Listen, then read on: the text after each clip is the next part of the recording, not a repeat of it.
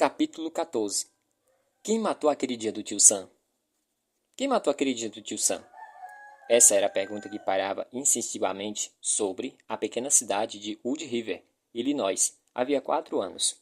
Entre muitos outros, ela assombrava o inspetor Bush, da Polícia Estadual, e Don Weber, o procurador estadual de Madison County. Na noite de terça-feira, dia 20 de junho de 1978, Carla Brown e seu noivo, Mark Fear, organizaram uma festa com muita cerveja e música para amigos que os havia ajudado a se mudar para a nova casa no número 979 da Avenida Hector, em Wood River. Era uma construção branca em uma rua arborizada, com laterais de madeira e finas colunas circulares ladeando a porta da frente. Eles tinham passado as últimas 2 semanas reformando aquela casa, típica de pessoas típica de famílias recém-formadas, para que ficassem em condições habitáveis. Ela representava um recomeço emocionante para Carla, de 23 anos, e Mark, de 27. Eles já namoravam havia 5 anos quando Mark enfim abandonou sua hesitação tipicamente masculina e deixou claro que estava pronto para se comprometer de verdade. Carla terminava seus estudos em uma faculdade local e Mark trabalhava como eletricista, aprendiz, e o futuro dos dois parecia promissor. Apesar dos anos de demora para fazer a grande pergunta, Mark Fear sabia que a sorte que tinha com Carla como sua futura esposa. Carla Lowell Brown era a encarnação da garota tipicamente americana. Poderia ser filha do próprio tio Sam. Com mais ou menos 1,5 metros de altura, tinha cabelos loiros e ondulados, um corpo escultural e um sorriso de vencedora do concurso de beleza. Havia sido o sonho de meninos e a inveja de outras meninas no Roxana High School, onde todos se lembravam dela como uma líder de torcida espirituosa e animada. Os amigos mais próximos conheciam seu lado sensível e introspectivo, que acompanhava sua faceta mais charmosa e extrovertida, e também provocante. Eles sabiam que ela era fiel a Mark, um sujeito forte, atlético e mais de 30 centímetros mais alto do que ela. Juntos, Carla e Mark formavam um belo casal. Depois da festa de terça-feira, os dois voltaram para o apartamento no West Aiton para encaixotar seus últimos pertences. Ele esperava estar pronto para se mudar e dormir na nova casa na noite seguinte. Na manhã de quarta-feira, depois que Mark foi para o trabalho no Camp Electric and Heating Company, Carla seguiu para a Avenida Hector, onde organizaria e arrumaria as coisas de Mark até ele sair do trabalho às 16h30. Eles estavam animados para passar a noite lá. Ao fim do expediente, Mark foi à casa de um amigo, Tom Filgerben. Vou pronunciar aqui, gente, abrasileirado. Tom Fiergebaum, que morava na mesma quadra de seus pais e havia concordado em ajudá-los a carregar uma grande casa de cachorros em um estranho formato de cabana no estado que estava no quintal da casa dos pais. Eles chegaram à Avenida Hector por volta das 17h30 e enquanto Tom estacionava sua caminhonete na entrada da garagem, Mark foi buscar Carla. Ele não conseguiu encontrá-la, o que significava que ela provavelmente tinha saído para comprar algo para casa, mas notou que a porta dos fundos estava destrancada. Isso o incomodou. Ela precisaria tomar cuidado com esse tipo de coisa no futuro. Mark convidou Tom para entrar e conhecer a casa. Depois de mostrar o andar principal, o guiou até a cozinha e desceu a escada que levava ao porão. Quando alcançou o último degrau, não gostou do que viu. Várias mesinhas estavam viradas. O porão parecia estar completamente bagunçado, apesar de o casal ter arrumado tudo na noite anterior. Algo havia sido derramado no sofá e no chão. O que aconteceu aqui? Mark perguntou retoricamente. Ao se virar para subir a escada, procurou Carla, e ele viu a lavanderia do outro lado da porta. Lá estava Carla, de joelhos e inclinada para a frente, vestindo um suéter, mas nua da cintura para baixo, com as mãos atadas atrás das costas com um fio elétrico e a cabeça enfiada em um barril de 38 litros de água. O barril era um dos que o casal havia usado para transportar suas roupas, e o suéter que estava em um dos barris, ela só usava no inverno. Ah, meu Deus, Carla! Gritou Mark. Enquanto ele e Tom corriam em direção ao corpo, Mark tirou a cabeça da noiva do barril e deitou no chão. O rosto dela estava inchado e azul, com um corte profundo na testa e o outro no queixo. Seus olhos permaneciam abertos, mas ela estava visivelmente morta. Mark desabou de tristeza. Pediu que Tom encontrasse algo para cobri-la, e depois que o amigo voltou com o lençol vermelho, eles ligaram para a polícia. Alguns minutos depois, quando o policial David George do Departamento de Polícia e de Wood River chegou ao local, Mark e Tom estavam diante da porta da frente, esperando por ele. Levaram o policial até o portão e lhe mostraram a cena. Mark mal conseguia se controlar. Ah, meu Deus, Carla! Ele não parava de repetir. Esse tipo de cena terrível não deveria acontecer em Wood River, uma comunidade tranquila a cerca de 15 minutos de St. Louis. Em pouco tempo, todos os policiais da cidade estavam lá para ver o que acontecera, incluindo o chefe da polícia de 39 anos, Ralph Skinner. Carla apresentava sinais graves de trauma por ação contundente na cabeça, possivelmente causado pela mesinha da televisão caída ali. Havia duas meias amarradas em seu pescoço e a autópsia revelaria mais tarde que ela morreu por estrangulamento e já estava sem vida quando sua cabeça foi mergulhada no barril de água. Mesmo tendo se tornado seu foco, a cena do crime logo de cara rendeu problemas para a polícia. O inspetor de Illinois, Alva Bush, era um técnico experiente em crimes. Não conseguiu fazer um flash de sua câmera funcionar. Bill Redfern, que atendera o telefonema do amigo do noivo na delegacia, felizmente havia levado sua câmera e tirou fotos da cena, mas no momento só tinha filme preto e branco. Outro problema foi a quantidade de pessoas que tiveram na casa para ajudar na mudança do casal. Isso significava um enorme número de impressões digitais legitimamente presentes. Selecionar outros seria difícil, talvez até impossível. Alguns outros pareciam ser pistas em potencial, mas não faziam o menor sentido. O mais marcante era a jarra de café de vidro preso nas vigas do porão. Logo antes de localizá-lo, a polícia havia notado sua ausência na cafeteria da cozinha. Ninguém, nem mesmo Mark, tinha qualquer explicação lógica de por que aquilo estaria ali, e seu papel no assassinato. Só se existia algum, não era claro. Alva Bush conseguiu encontrar algumas impressões digitais na superfície de vidro, mas acabaram não sendo suficientes para serem usadas, pois não estavam completas. Nos dias em que se seguiram ao assassinato, a polícia fez uma varredura na vizinhança, conversando com qualquer um que pudesse ter visto alguém estranho. O vizinho da porta, Paul Main, disse que, no dia do assassinato, passara boa parte da tarde na varanda na casa de seu amigo, John Prate. Prate se lembrara de ter visitado brevemente a casa de Mai pela manhã, logo depois de se candidatar a um emprego em uma refinaria de petróleo da região, mas afirmou que saiu cedo para procurar outros trabalhos. Na noite anterior ao assassinato, May e Prate e um terceiro amigo ficaram assistindo a Carla e Mark e seus colegas fazerem a mudança.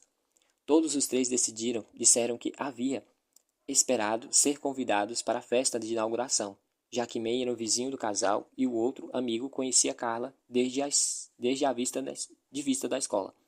Mas não foram. O mais de perto que chegara foi quando o amigo chamou Carla do outro lado da garagem. O mais perto que chegaram foi quando o amigo chamou Carla do outro lado da garagem.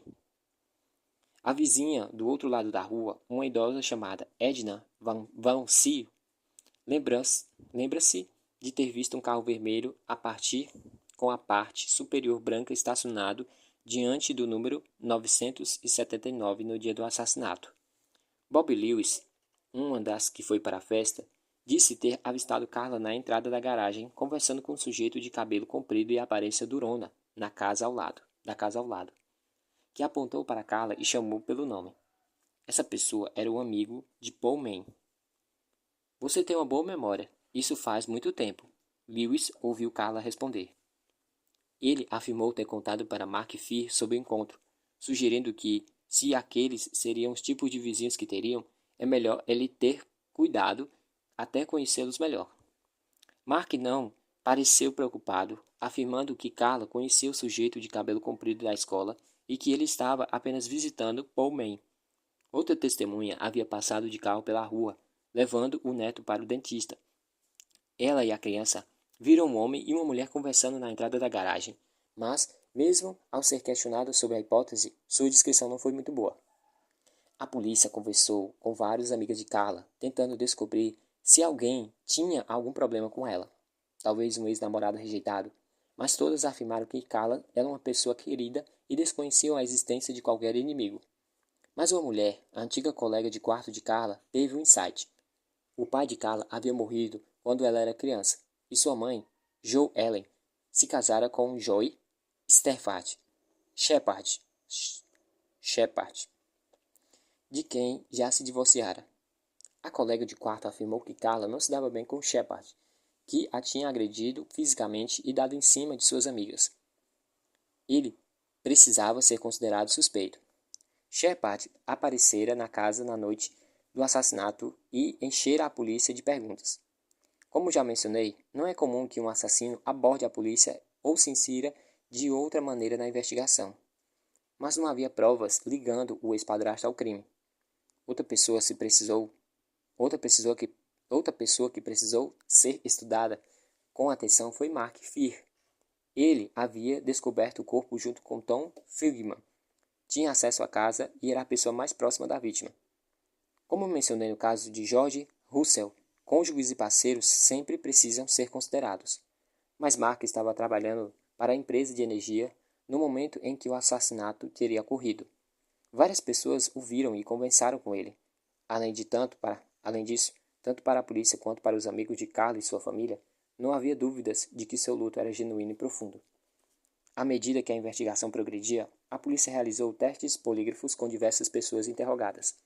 Aqueles que tiveram contato com Carla pouco antes de sua morte. Mark, Tom, Joe e Shepard passaram sem sinais de ambiguidade. Ninguém foi reprovado. O que chegou mais perto disso foi Paul Mann, um homem de intelecto abaixo da média, que estivera na casa da vizinha, a casa de Carla, na tarde do assassinato. Apesar de Paul alegar que John Pratt estivera com ele na varanda e, portanto, poderia confirmar que ele não saíra da casa, o próprio Pratt, aprovado no teste de polígrafo, disse que havia saído de manhã para procurar o trabalho e, portanto, não podia confirmar o paradeiro de Mann durante esse período. Contudo, embora o resultado do polígrafo de Mann fosse questionável e ele continuasse sendo um suspeito, assim como todos os outros, nada os ligava diretamente ao crime. O trauma do assassinato de Carla Brown afetou Wood River profundamente. A ferida continua aberta. Tanto a polícia local quanto a estadual haviam interrogado todos que conseguiam encontrar e seguindo todas as possíveis pistas. Apesar disso, por mais frustrantes que fosse, eles não pareciam se aproximar de uma solução. Meses se passaram, depois um ano, depois dois. A situação foi especialmente difícil para a irmã de Carla, Dona Judson. Ela e o marido, Terry, precisavam se envolver todos os dias no caso. A mãe de Carla e sua irmã, Connie Dykstra, não conseguiu ter um envolvimento intenso e mantinha menos contato com as autoridades que estavam trabalhando no caso. A situação também foi difícil para Don Weber, o procurador estadual responsável por Madison County, onde ficava a região de Wood River. Ele ainda trabalhava como promotor adjunto na época do assassinato. Uma combinação de promotor durão e um homem muito sensível. Weber queria desesperadamente mostrar para o público o tipo de violência que perpetrava contra Carla não seria tolerada em seu distrito. Estava obcecado em capturar o assassino. Depois de sua eleição para o cargo máximo de procurador estadual, em novembro de 1980, ele reabriu o caso de última hora. Na mesma hora. Outra pessoa que simplesmente não conseguia desistir do caso, não importava o quanto se arrastasse sem progresso, era Alva Bush. Há sempre alguns casos na carreira de um policial do qual ele não consegue se desvencilhar. E por fim, foi por intermédio de Bush que esse caso finalmente avançou. Em junho de 1980, dois Anos completos depois da morte de Carla, Bush viajou para Albuquerque, Novo México, a fim de testemunhar em um julgamento de homicídio, no qual processaram um carro roubado em Illinois. Enquanto esperava as audiências preliminares terminarem, assistiu a uma apresentação do departamento do xerife, oferecida pelo Dr. Homer Campbell, um especialista da Universidade do Arizona em aperfeiçoamento digital de fotografias. Ei, doutor, disse Bush no final da apresentação, tem um caso e tanto para você. O Dr. Campbell concordou em examinar as fotos da cena do crime e da autópsia para ver se conseguia determinar exatamente que tipo de instrumento ou arma havia sido usado contra Carla.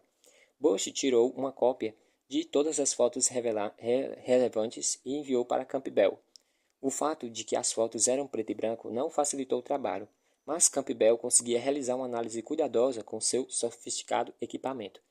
Através do aperfeiçoamento digital, ele foi capaz de praticamente virar as fotos do avesso e pôde descobrir várias coisas. Os cortes profundos haviam sido feitos com um martelo e os ferimentos no queixo e na testa tinham sido causados por rodas de mesinha de televisão. Mas o que ele disse a seguir transformou completamente o caso e levou a uma nova direção. E quanto às marcas de mordida? Você tem algum suspeito das marcas de mordida no pescoço dela? Que marcas de mordida? Foi tudo que Bush conseguiu responder ao telefone. Campbell afirmou que, embora as imagens que haviam conseguido aperfeiçoar não fossem as melhores, definitivamente exibiam marcas de mordida no pescoço de Carla, tão claras que, se um suspeito fosse identificado, eles conseguiriam fazer uma boa comparação. Um dia, em especial, não se sobrepunha a nenhum outro ferimento ou marca na pele. Ao contrário de todas as outras provas que ele tinha até o momento, os hematomas de mordida eram evidências boas e concretas, praticamente como impressões digitais. Uma comparação entre os dentes de Ted Bundy e as marcas de mordidas encontradas nas nádegas de uma das vítimas de homicídio na República de Estudantes Chi Omega da Universidade do Estado da Flórida ajudaram a condenar o famoso assassino em série. Campbell havia testemunhado para a acusação do julgamento de Bundy na manhã do dia 24 de janeiro de 1989, depois de extensas entrevistas e conversas com Bill Hagmaier, da nossa unidade. Bundy foi executado em uma cadeira elétrica na Flórida. Ninguém jamais saberá ao certo quantas jovens vidas ele destruiu. Quando a polícia de Illinois recebeu as imagens das marcas de mordidas aperfeiçoadas pelo Dr. Campbell, voltou a se concentrar em algumas das possibilidades originais, especialmente no vizinho, Paul Mann. Mas depois de conseguir uma amostra da mordida de Mann, Campbell não se pôde associá-las às fotos da cena do crime e da autópsia. Eles haviam tentado localizar um amigo de Mann, John Prate, para descobrir se ele deduraria Mann com essa informação adicional, mas não conseguiu encontrá-lo. Novas tentativas para solucionar o caso foram feitas. Entre elas, convidar um famoso vidente de Illinois que, sem saber nenhum detalhe do caso, disse: "Ouço o som do gotejar da água." Para a polícia, isso era uma clara referência à descoberta do corpo de Carla. Mas, afora informar a polícia de que o assassino morava perto da ferrovia, mas quase todos em Madison County. Mas afora informar a polícia que o assassino morava perto da ferrovia. Mas como quase todos em Madison County, o vidente não ajudou em nada. Mesmo com o conhecimento das marcas da mordida, a polícia não estava progredindo com o caso. Em junho de 1981, Don Weber e 4 membros de sua equipe compareceram a um seminário sobre ciência forense em investigações criminais da cidade de Nova York, como parte da preparação de sua nova administração como procurador estadual. Sabendo que Weber estaria lá, o Dr. Campbell sugeriu que ele levasse as fotos do caso Brown e as mostrasse para o Dr. Lowell Levine, um dentista forense da Universidade de Nova York, que seria um dos palestrantes. Levine estudou as fotos, mas depois de concordar com Campbell que algumas feridas eram certamente marcas de mordida, não conseguiu estabelecer uma correspondência definitiva. Sugeriu que exumassem o corpo de Carla, argumentando que um caixão é como uma câmara resfriada para evidências. Eu não conhecia Levine pessoalmente, mas certamente conhecia sua reputação. Ele realizava análise de casos de Francine Elverson em Nova York e deve ter feito um trabalho e tanto, porque quando Jim Hagmier e Rosiane Russo foram interrogar Carmine Calabro na unidade correlacional de Clinton, ele havia removido todos os dentes para evitar reincriminar a si mesmo no processo de apelação. Mais tarde, o Dr. Levine se tornou diretor da Unidade de Ciência Forense do Estado de Nova York. Em março de 1982, Eber e 2 investigadores da Polícia Estadual frequentaram a sessão anual de treinamento do Esquadrão de Casos Destacados da Polícia Metropolitana de St. Louis. Eu estava no encontro, apresentando um panorama sobre análise de perfis de personalidade e cenas de crimes para uma grande plateia.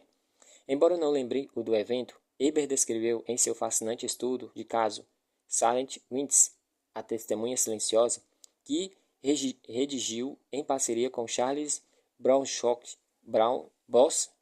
George, que ele e seu colega me perguntavam ao fim da minha apresentação se o que eu havia acabado de descrever poderia ser usado no seu caso. Segundo eles, pedi que ligassem para o meu escritório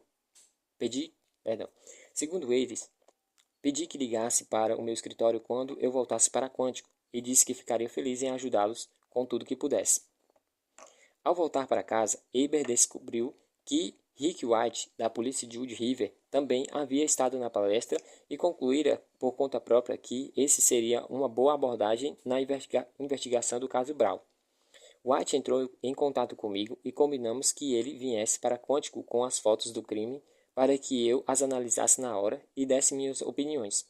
Eber estava envolvido demais em casos sendo preparados para o julgamento para ir pessoalmente, mas encarregou o procurador estadual adjunto, Quentin Jensen, de ir em seu lugar, junto com White, Alva Bush e Randy Rushing, um dos policiais estaduais que havia estado com ele em St. Louis.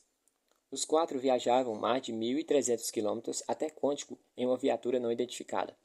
O delegado de Wood River, Don Greer, estava de férias na Flórida, mas voou até Washington para comparecer à reunião. Nós nos encontramos na sala de conferência. Os 4 investigadores haviam passado boa parte da viagem de carro organizando os pensamentos e as teorias que apresentavam para mim. Eles não tinham como saber que eu gostava de chegar às minhas próprias conclusões antes de ser influenciado pelas ideias de outras pessoas. Mas nos demos bem. Ao contrário de muitas situações em que somos chamados por motivações políticas ou para segurar a bronca por alguém, e aqueles caras estavam lá porque simplesmente tinham se recusado a desistir. Eles queriam mesmo estar lá e estavam genuinamente ansiosos por qualquer coisa que eu pudesse fazer para guiá-los na direção certa.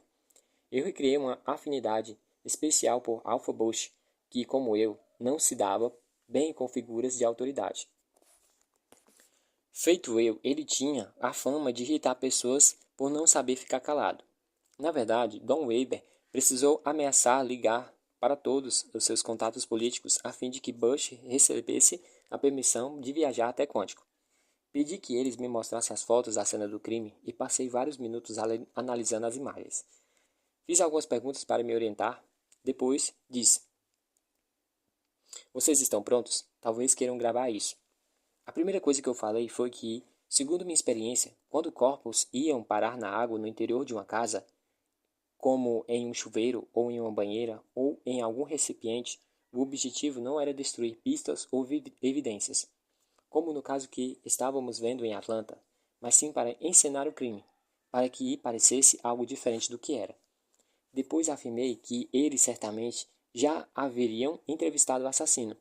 Esse tipo de crime quase sempre tinha sua origem dentro da vizinhança ou da própria casa.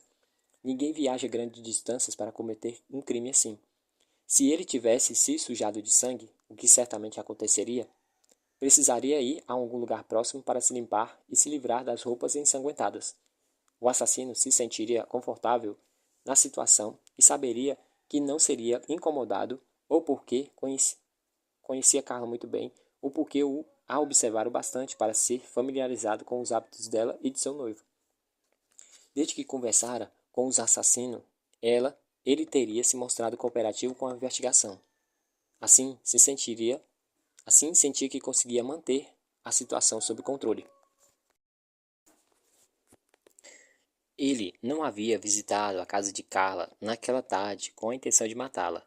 O assassino fora uma consideração posterior. Se fosse planejado, ele teria levado suas armas e instrumentos, seu kit de estupro. Mas o que tínhamos era um estrangulamento manual e um trauma por ação contundente, o que demonstrava um ato espontâneo de ira e desespero, como reação ao fato de ter sido rejeitado pela vítima. Manipulação, dominação e controle são palavras de ordem do estuprador. Ele provavelmente visitara a casa oferecendo ajuda na abundância. Carla tinha a fama de ser uma pessoa simpática e, como conhecia esse cara de alguma maneira, provavelmente havia permitido que ele entrasse. O que ele queria dela era sexo, ou alguma relação. Quando ela resistiu, ou ele se deu conta de que não teria chance, assim como o assassino de Mary Frances Storney, na Carolina do Sul, decidiu que a única maneira de salvá-la a si mesmo seria matá-la. E mesmo nesse momento, é provável que ele tenha entrado em pânico e pensado 2 vezes. Havia água no sofá e no chão. Depois de estrangulá-la, e bem possível que tenha jogado água no rosto de Carla para tentar reanimá-la. Mas isso não funcionou.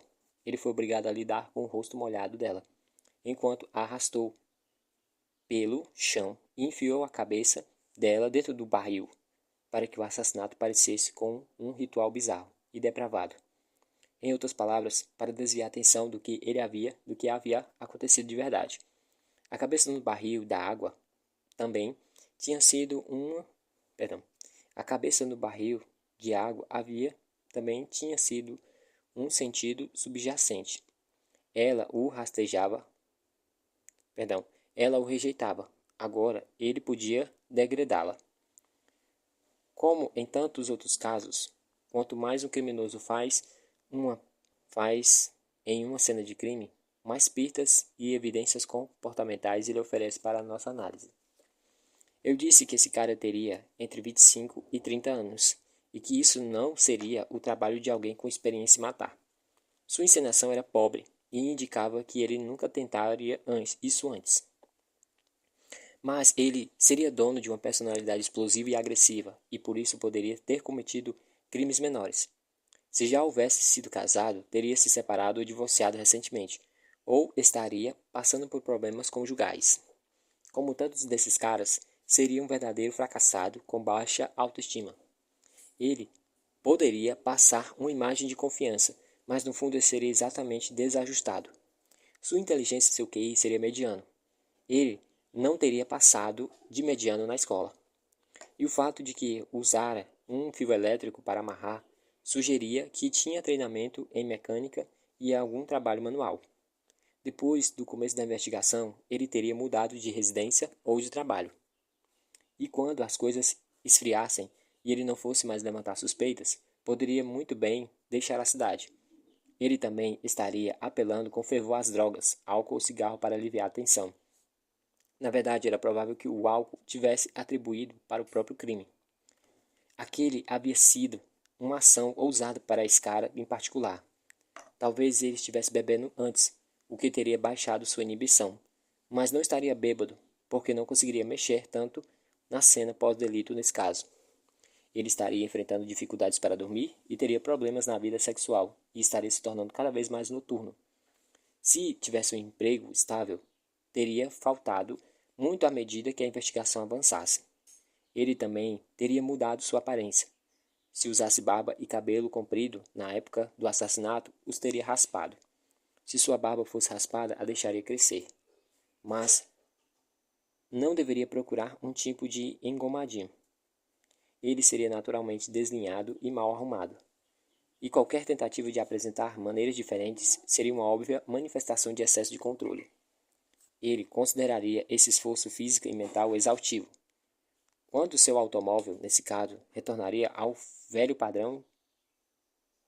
Quanto ao seu automóvel, nesse caso, retornei ao velho padrão de assassinos. um Fusca.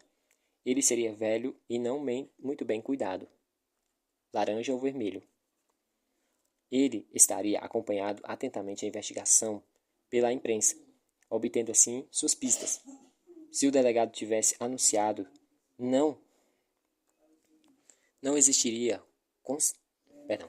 Se o delegado tivesse anunciado, não existirem novas pistas, isso lhe daria um recurso para lidar com a situação.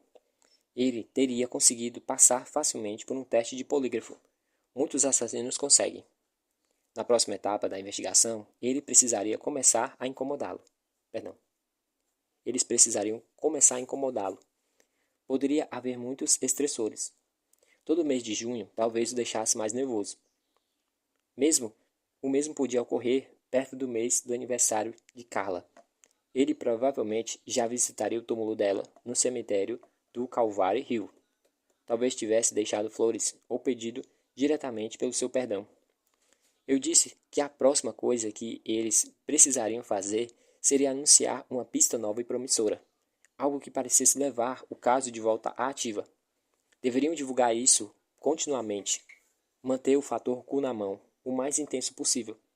Mencionei que havia chamado um analista de perfil do FBI e o caso, e que eu estava deixando coisas para se encaixarem perfeitamente com as novas provas descobertas.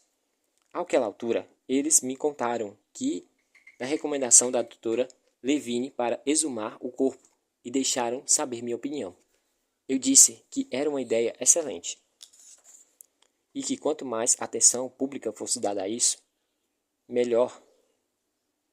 Eber deveria aparecer na televisão antes e anunciar que, se o corpo ainda estivesse em boas condições e um novo exame apresentasse as evidências que esperavam, ele estaria muito perto de solucionar o caso. De certa forma, o que isso poderia passar para o assassino é que estavam ressuscitando Carla, trazendo-a de volta à vida do túmulo para testemunhar em seu próprio assassinato. A exumação do corpo seria um tremendo estressor para ele. Eu queria que Eber declarasse publicamente que, mesmo se levasse mais de 20 anos, ele solucionaria o caso. Assim, o criminoso ficaria preocupado e curioso.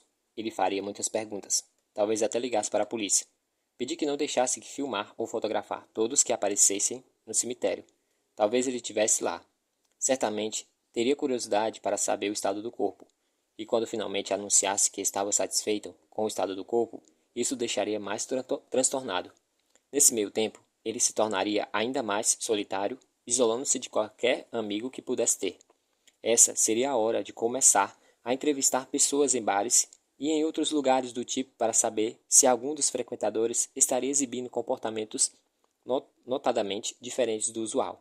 Talvez ele tivesse se juntado a uma igreja ou adotado uma religião como forma de lidar com a situação. E, enquanto a polícia colocava tudo nesse estresse sobre o assassino, um dos policiais, ou até mesmo eu, poderia fazer algum comentário no jornal que soasse quase empático. Deveríamos afirmar que sabíamos, pelo que ele estava passando, que ele não tivesse a intenção de matá-la e que carregava esse peso nos ombros por todos aqueles anos. Passei a traçar uma estratégia de interrogatório semelhante à que já havia funcionado no caso Stone. O importante era, uma vez que o suspeito fosse identificado, ele não deveria ser preso imediatamente. A polícia deveria permitir que ele ruminasse mais menos uma semana e depois seria melhor fazer com que confessasse antes de ser preso. Quanto mais informações tivesse àquela altura, e quanto mais pudesse dizer coisas como sabemos que você a transportou desse local para aquele local, ou sabemos por que você a deixou na água, maiores seriam as suas chances. Ajudaria a ter um objeto como uma importância material no caso, como uma pedra, no caso Stone, dentro da sala. Depois de ouvirem minhas impressões, meus 5 visitantes pareciam as ter levado a sério. Eles se perguntaram como eu poderia afirmar tudo aquilo depois de ouvir apenas detalhes rotineiros do caso e analisar as fotos. Não sei exatamente como responder, embora Anne Burgess já tenha comentado que eu sou uma pessoa visual e gosto de trabalhar em primeiro com algo que posso olhar. Ela disse, provavelmente com razão, que nas consultorias costumam usar a expressão "eu vejo assim", E não, eu penso assim.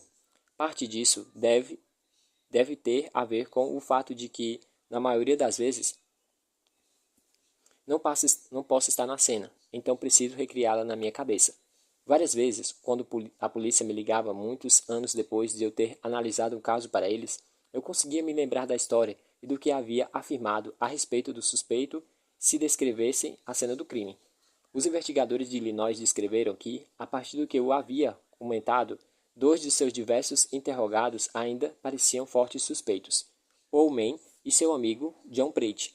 Ambos tinham estado na casa vizinha aquele dia e pelo menos um deles, Prate, estava bêbado bebendo cerveja. Suas histórias nunca haviam se encaixado muito bem, o que poderia ser o resultado de pouca inteligência dele, do álcool, ou poderia significar que um dos dois, ou os dois, estavam mentindo. Prate se saía melhor do que Mann no teste do polígrafo, mas ambos se encaixavam muito bem no perfil. Na verdade, de certa maneira, Prate se encaixava ainda melhor. Ele havia cooperado mais com a polícia e depois que a poeira baixasse, havia deixado a cidade, como previ que o assassino faria, embora tenha voltado depois. Afirmei que a estratégia que eu traçara poderia ser usada contra os dois. Inclusive, como eu acreditava que o responsável pelo assassinato sentiria culpa e remorso rotineiramente, se eles quisessem criar um espetáculo maior, poderia pedir que uma mulher se passasse por Carla, ligasse para um deles, no meio da noite, soluçando e perguntando: por quê, por quê e por quê?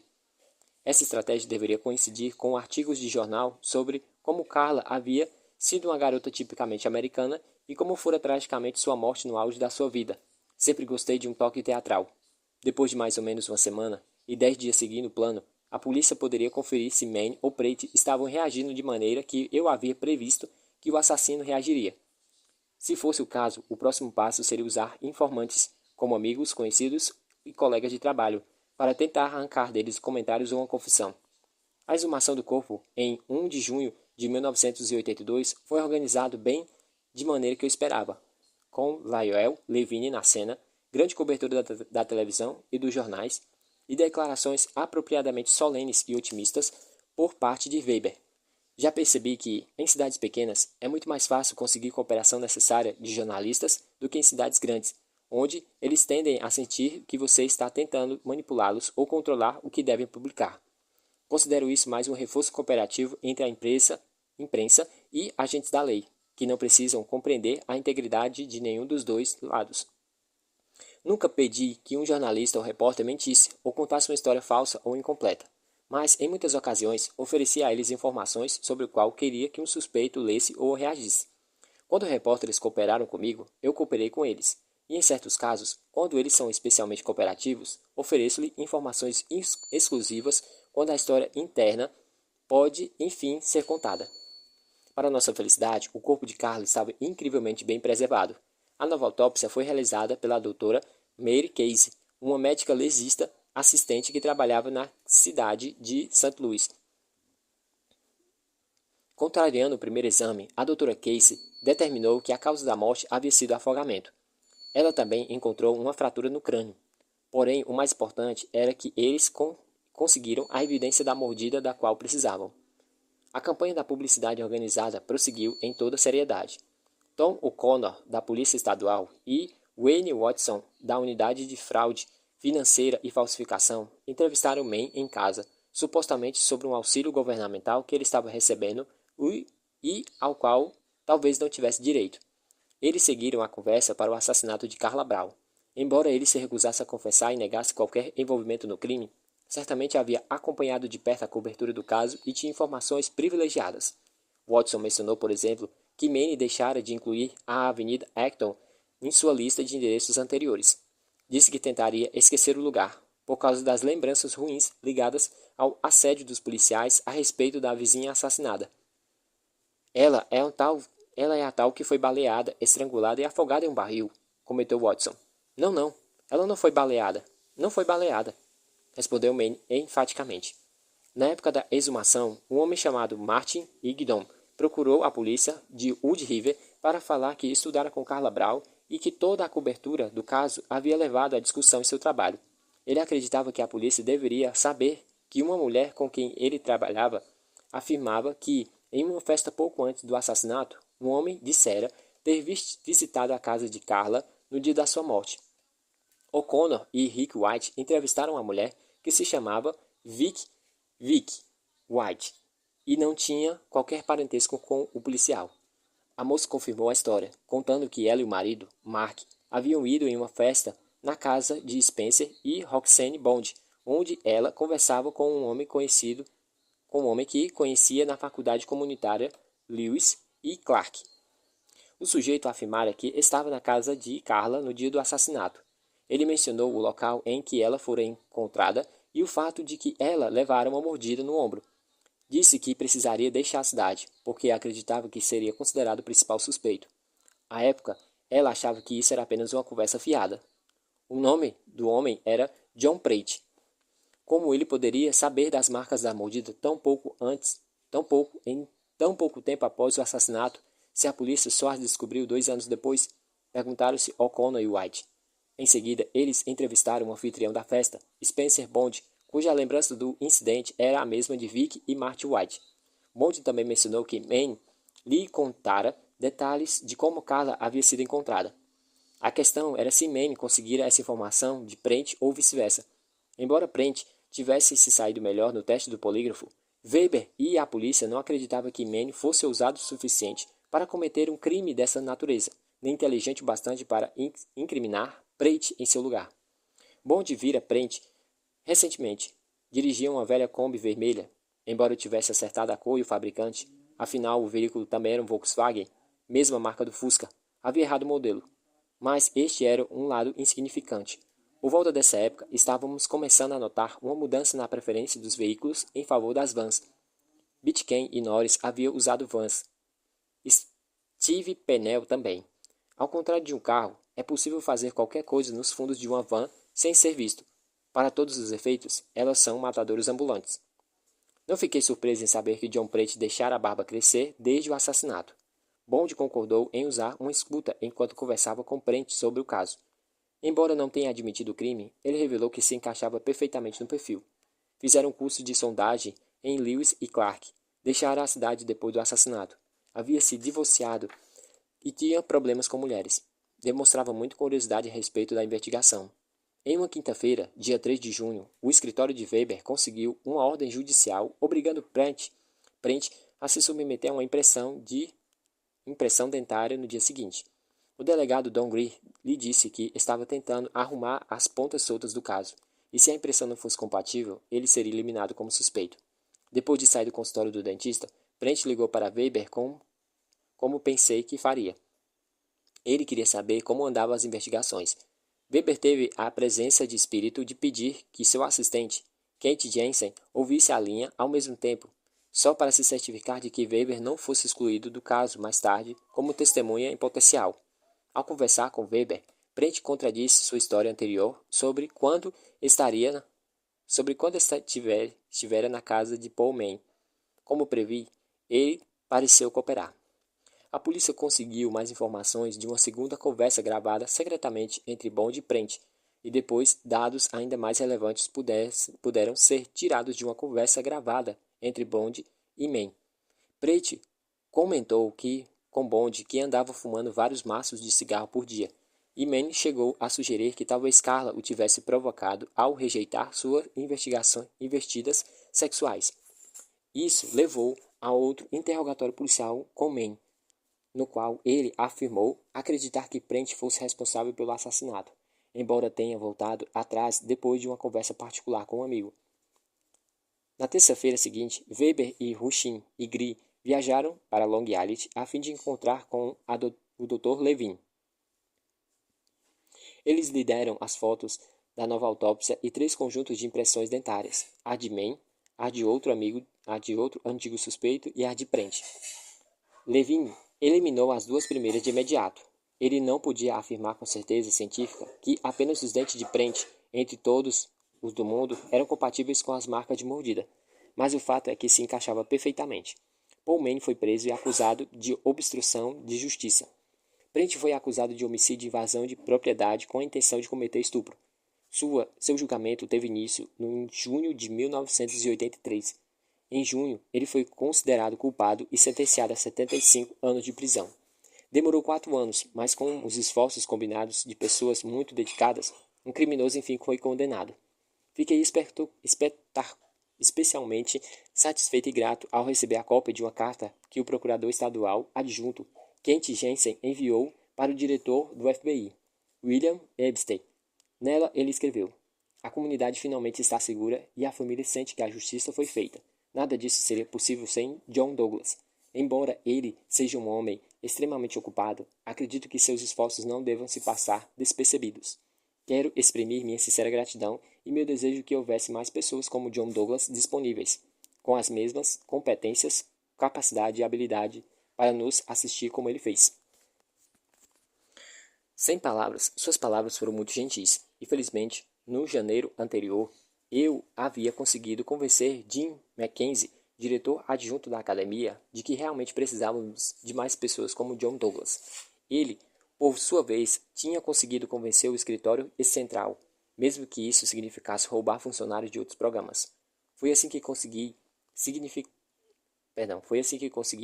Bill Hagmier, John Orne, Blaine McLean e Ron Walker na primeira leva, e Jim Wright e Judy Ray na segunda.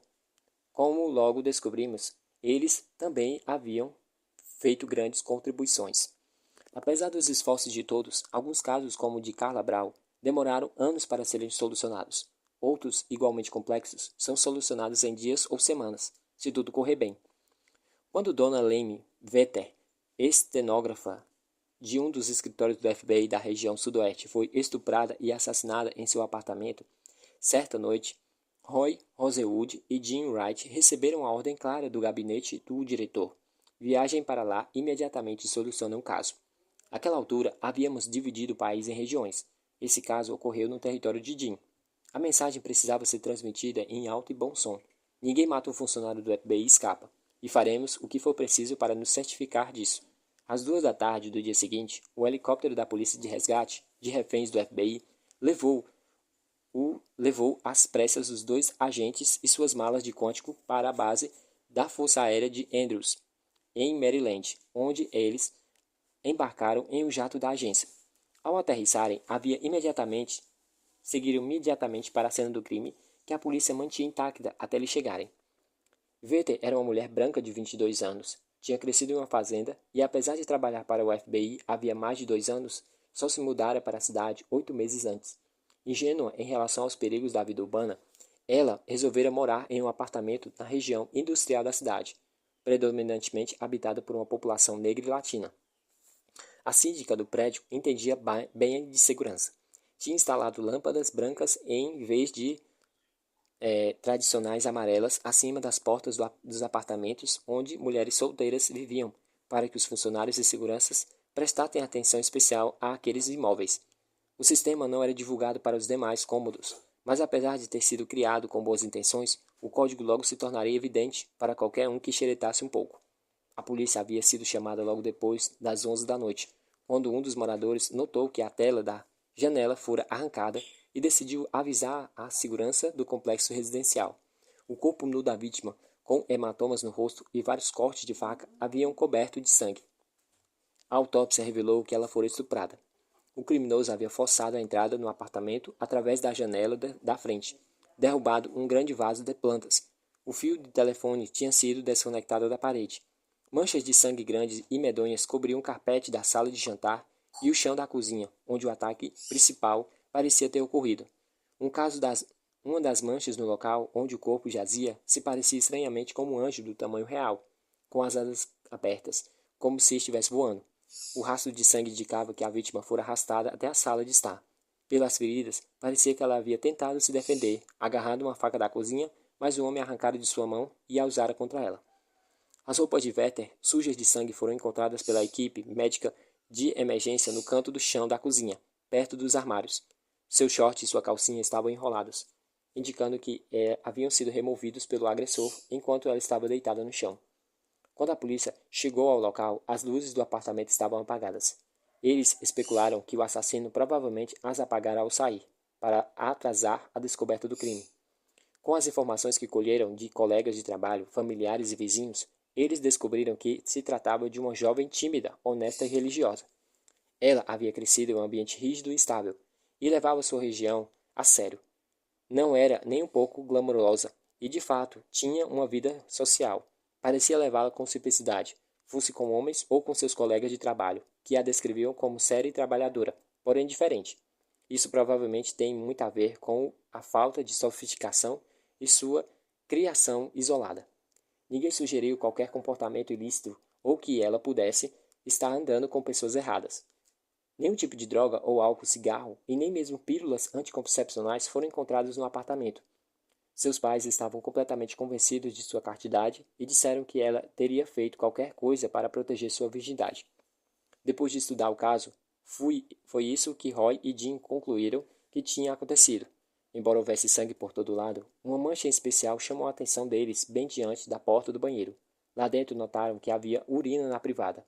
Não, mas não papel higiênico, como costumava ser descartado na descarga. Isso deu a eles uma noção imediata do que ocorrera entre o intruso e a vítima. Ela provavelmente estava no banheiro quando ouviu a invasão.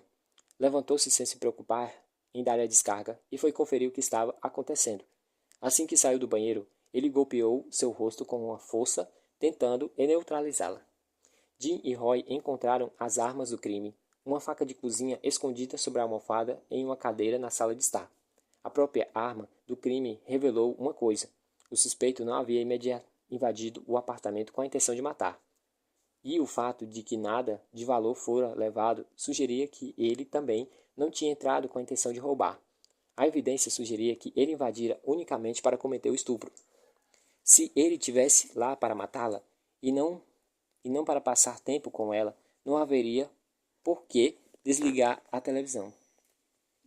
O fácil acesso ao apartamento, a simplicidade da vítima, seu ataque surpresa antes de qualquer comunicação, tudo isso apontava para um suspeito nervoso e machão, com pouca inteligência e sem qualquer competência social ou confiança em sua capacidade de controlar alguém com palavras, a não ser que dominasse completamente essa vítima pouco ameaçadora de imediato. Ele sabia que não conseguiria atingir seu objetivo. Ele só não imaginava que essa mulher tímida e discreta resistiria com tanta bravura. Todo, todo o respeito do passado dessa jovem indicava aos analistas de perfis que era exatamente isso que ela faria para defender sua honra. Mas não havia como o agressor saber disso. Quanto mais ela resistia, mais ele corria o risco de perder o controle e mais furioso ficava. No caso de Carla Brau, outro estupro que levou um assassinato, eu acreditava que a ira do agressor era menos importante do que a necessidade de lidar com a bagunça que criara. No caso de Vetter, parecia que a ira e a necessidade de lidar com a vítima tinham importância similar. Nesse caso, a raiva havia sido sustentada, não fora espontânea. Os rastros de sangue indicavam que, depois de atacá-la na cozinha, ele a arrastara até outro cômodo, onde a estuprara enquanto ela sangrava e morria. Roy e Jim começaram a traçar o perfil na mesma noite em que chegaram. O suspeito era um homem de 27 anos. Normalmente, em um homicídio com motivação sexual, se a vítima fosse branca, esperava-se que o criminoso fosse também branco. Mas os agentes acreditavam piamente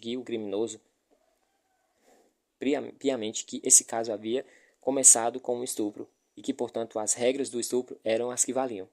Tanto o complexo residencial quanto o bairro era predominantemente de população negra e latina, e existia uma grande incidência na área de mulheres brancas sendo estupradas por homens negros. Portanto, havia grandes chances de o assassino ser negro. Eles não acreditavam que o suspeito fosse casado, mas ele poderia estar em um relacionamento financeiramente dependente ou explorador com alguém. Qualquer mulher em um relacionamento com ele seria mais jovem, menos experiente e influenciável de alguma maneira. Ele não se envolveria com alguém que considerasse desafiador e intimidador. Embora eles acreditassem que sua inteligência fosse relativamente baixa e seu histórico escolar teria sido medíocre, ele provavelmente teria apresentado problemas de comportamento. Se trataria de um sujeito malandro que conseguiria se virar em uma briga. Tentaria passar uma imagem de machão e durão para as pessoas ao redor. Tentaria passar uma imagem e vestiria as melhores roupas que pudesse comprar. Também seria um sujeito atlético, tentando se manter em forma. Ele moraria a uma curta distância da cena do crime, em um apartamento para inquilinos de baixa renda. Teria algum emprego subalterno e conflitos frequentes com colegas de trabalho e figuras de autoridade. Por causa do temperamento explosivo, ele não teria servido no exército, seria dispensado caso se alistasse. Os agentes não acreditavam que ele houvesse matado antes, mas teria invadido a casas e agredido pessoas. Roy Rosenwood, um dos principais especialistas em estupros e crimes contra mulheres, acreditava fortemente que ele apresentava um histórico de estupros e agressões sexuais. Previram seu comportamento pós-delito, que em vários aspectos assemelhava-se com o do assassino de Carla Brau, incluindo faltas de trabalho, consumo mais elevado de álcool, perda de peso e mudanças de aparência. O mais importante foi o fato que acreditaram que esse tipo de indivíduo mencionaria o crime ou se abriria a um membro da família ou um amigo próximo, o que poderia ser a chave para a estratégia proativa de captura. Como sabíamos que o suspeito estaria acompanhando as notícias, Roy e Jim decidiram tornar seu perfil público, concordando em oferecer entrevistas para a imprensa local. O único detalhe significativo que eles não revelariam foi o fator racial. Caso estivessem equivocados, não queriam levar a investigação para o lado errado e desviar potenciais pistas. Mas o que eles deixaram bem claro para o público fora a crença de que qualquer pessoa com quem o suspeito tivesse falado sobre o assassinato estariam em grave risco. Também, pois sabiam dessa informação incriminadora. Eles imploraram para que qualquer um que se encontrasse nessa situação entrasse em contato com as autoridades, antes que fosse tarde demais. Dentro das 2 semanas, o parceiro de assaltos à mão armada do assassino ligou para a polícia. O sujeito foi preso e, com base em impressões da palma da mão encontradas na cena do crime, foi indiciado. Quando repassamos o perfil posteriormente, descobrimos que Jim e Roy haviam acertado em cheio. O assassino era um homem negro que vivia a 4 quadras da cena do crime. Ele era solteiro e morava com a irmã, de quem era financeiramente dependente. Na época do assassinato, estava em liberdade condicional por estupro. Foi julgado e considerado culpado e sentenciado à morte. Sua execução foi realizada no início da década de 1990. Eu dizia aos membros da minha equipe que precisavam ser como cavaleiro solitário, cavalgando para dentro da cidade, ajudando a levar justiça e depois deixando silenciosamente o local. Quem eram aqueles homens mascarados? Eles deixaram essa bala de prata para trás. Quem são eles? Eles eram de Quântico. Nesse caso em particular, Jim e Roy saíram silenciosamente da cidade. Tinham levado as pressas tinham sido levadas às pressas em um jato particular do FBI. Ao terminarem seus trabalhos, voaram de volta para suas casas na classe turística, amontados entre veranistas alegres e crianças barulhentas nos fundos de um avião comercial. Não sabíamos o que eles tinham feito, assim como aqueles que foram alvejados por suas balas de prata.